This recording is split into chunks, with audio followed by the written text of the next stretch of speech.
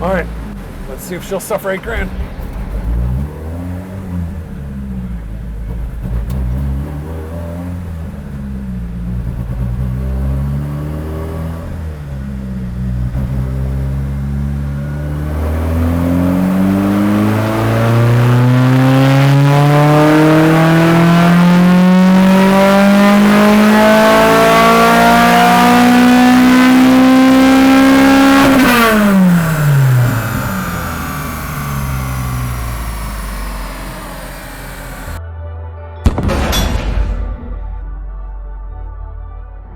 Hey everyone. Well, today is Dyno Day. Let's see how much that motor that I just put together, how much power it makes. I'm really excited. I'm sure you saw it in the thumbnail, but I don't know. Is it 250, 260, 270? Now those are kind of in the range I'm expecting. The math shows that there's even a very, very slim chance that we hit 300 to the ground, but I'm I'm not holding my breath on that. That's very generous math. But, you know, I feel pretty confident we're going to make probably 260, 270. And what's giving me part of that confidence is I've got this airflow curve here. So the hull tech allows me to do a lot more logging than I was able to do with the stock ECU, obviously.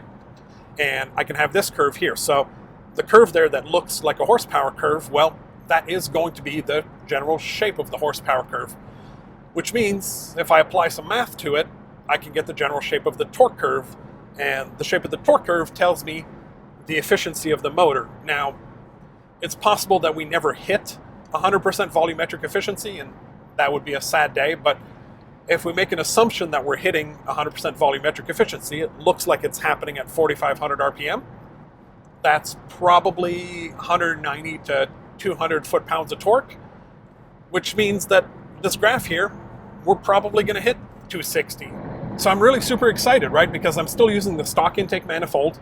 I'm still using the exhaust that I made specifically for the 2AR without the cams, and nothing right now is hitting a restriction. So why don't we get right to that first dyno and convert this airflow graph to a horsepower graph. Let's see where that power curve lands.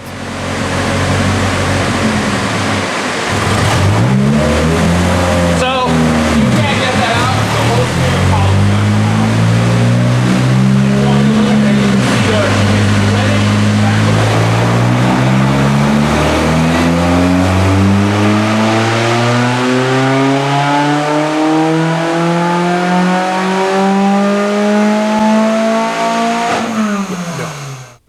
I am not doing that to you guys. I was editing the video and it's just way too much background noise. I can kind of cancel some of that out, but it's no. Between the fan to get some fresh air into the engine bay and the fan to keep the radiator cool and the 2 other people working in the shop, there's just way too much background noise. So we're not going to be dealing with any of that. Instead, I'm going to re-record today in my nice quiet shop. So yeah, let's talk about the results then. This is the actual power put to the ground. It put 210 foot-pounds of torque and 241 horsepower. So unfortunately, what does that mean? That means I didn't hit my 260 horsepower. Why didn't I hit the 260 horsepower? Well, I had kind of screwed up the math. On the ride up, I think I said I was expecting the car to make 190 to 200 foot-pounds of torque to the ground.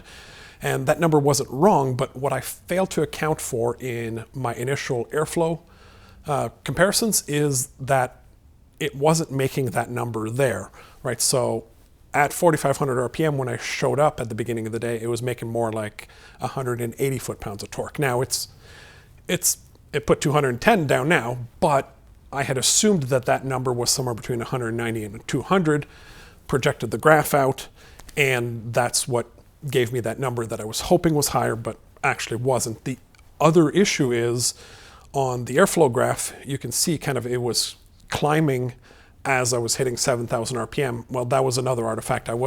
Because I didn't have the right tune. Once the tune was worked out and I had, the big thing that I tuned was all the VVTI angles. Once I got that all tuned, then it kind of starts rolling over once it gets past 7,000, well, once it gets past about 6,700 RPM. So yeah, that small math error, and yes, I would have loved to make 260. And you know what? With some tweaks, this thing probably could very well make 260. And I think, honestly, I think it probably just needs shorter intake runners. Yeah, so actually, let's get right into that. So this is a graph from one of the runs that I did.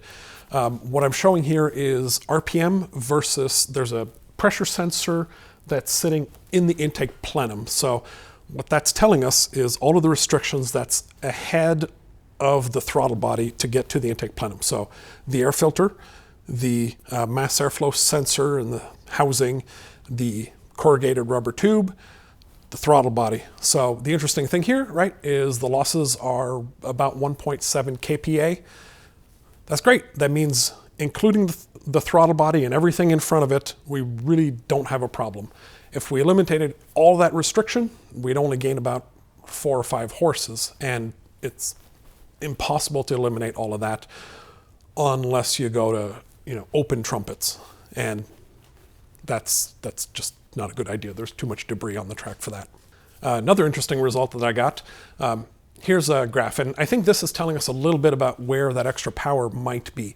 So the lower power graph here, that is with the long runners only, and then the higher one is with the short runners only. So actually, yeah. So I still actually have the intake that I took apart the other day. This is a 2AR intake. What's on there is a 1AR, but the only difference is right here. This area here, instead of being outside the plenum, it's inside the plenum, and just making the volume a little bit bigger on the 1AR. And what you're seeing, the lower horsepower curve is when the air is going all the way through here.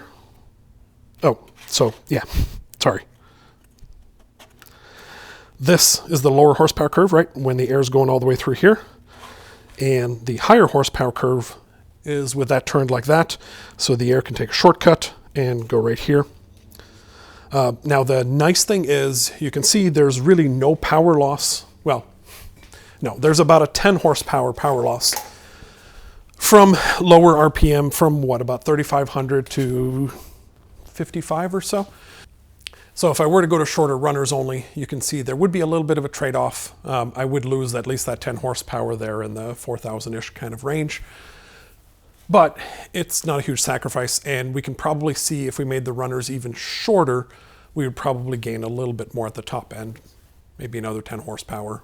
Who knows? I won't know until I actually do it. But the nice thing is now that we've got the mass airflow sensor calibrated against a dyno for small tweaks in the future, we can then extrapolate based on airflow how much power we've added until we add enough power again that it's worth going to the dyno.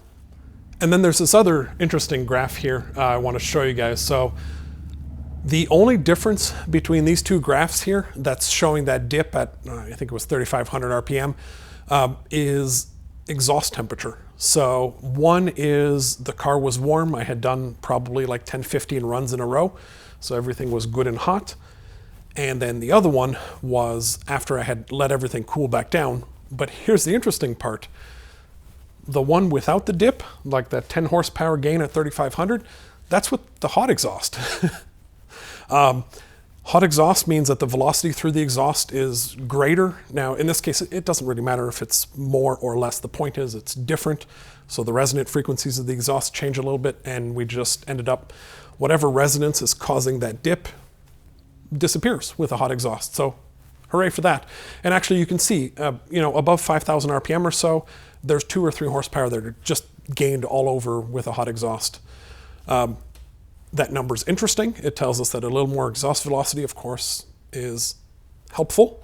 But since the gains aren't huge, especially at the top end there, it means that our exhaust is probably not what's holding us back. Now, it very well might be the next thing that's holding us back.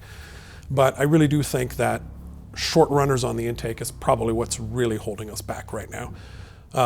At least for that next 10, 15, 20 horsepower. Which brings us to our conclusion. So while we made less power, if we want to look at the rosy side of this picture, the fact that we didn't make any power above 7,000 RPM, no, there was still plenty of power, and it is worth revving to 72 or 7,300 RPM.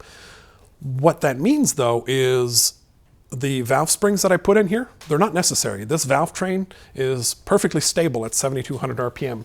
While I didn't do it with this exact motor, the 1AR and the 2AR valvetrain are exactly the same, and I literally have, I think it's getting close to 40,000 miles on the racetrack with this thing being able to go to 7,200 RPM. The valvetrain has no issue whatsoever going that fast. Also, all the bearings inside the motor, when I tore that motor apart, so that I tore it apart after about 30,000 miles, the only bearing that was showing any wear is the forward thrust bearing, and that's because I have a pretty heavy clutch. And on the racetrack, right, we're constantly actuating it at 7,000 plus RPM, so it just adds a lot of stress to the system. Overall, well, it's worth noting that was with the 2AR. This has a 7 millimeter longer stroke, so bearing wear might be a little bit higher, but also the pistons are a couple grams lighter, which